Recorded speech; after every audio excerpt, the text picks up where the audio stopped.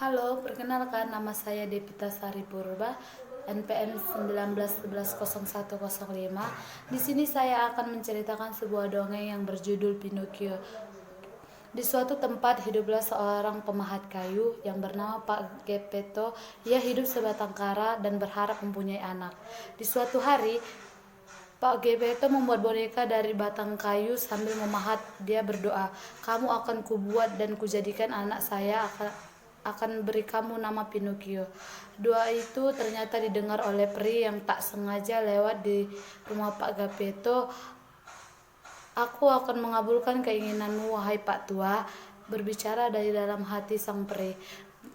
Pak Geppetto mengerjakan boneka itu dengan hati-hati, dengan detail setiap pahatnya. Ketika Pak Geppetto sedang mengukir bagian mulutnya, dengan tiba-tiba boneka itu berbicara dan mulai mengoceh kepada Pak Geppetto. Serentak Pak Geppetto terkaget karena bonekanya bisa berbicara. "Pak Geppetto, kamu bisa berbicara?" Pinocchio, "Tentu saja saya bisa karena kamu membuatkanku mulut," ujar si boneka Pinocchio sambil terus mengoceh. Sambil terkaget dan hati senang, Pak Geppetto melanjutkan dimulai memahatkannya tangan sampai ke terakhir pekerjaan dia membuatkan Pinocchio kaki. Kemudian Pinocchio pun berdiri di meja dan menari-nari. Sangat senangnya Pak Geppetto karena doa dan harapannya untuk mempunyai anak terkabulkan. Dengan hasil karya sebuah boneka yang lucu bisa hidup.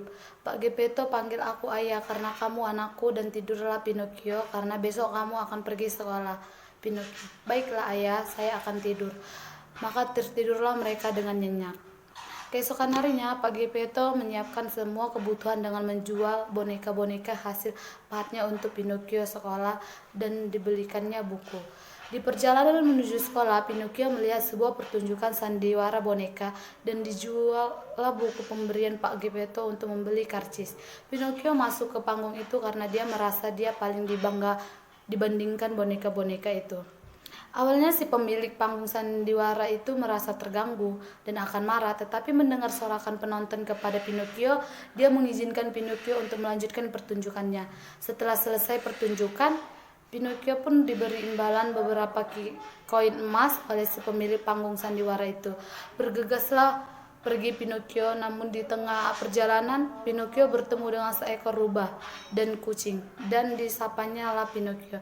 Mereka mengajak Pinocchio untuk berteman dengan mereka dan mengajaknya bermain karena mereka tahu Pinocchio mempunyai beberapa koin emas. Kemudian mereka mengajak bicara Pinocchio. "Rubah, kamu punya koin emas kan Pinocchio?"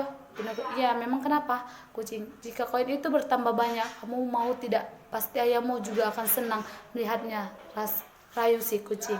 Pinocchio, "Bagaimana caranya agar koin emas ini bertambah banyak?"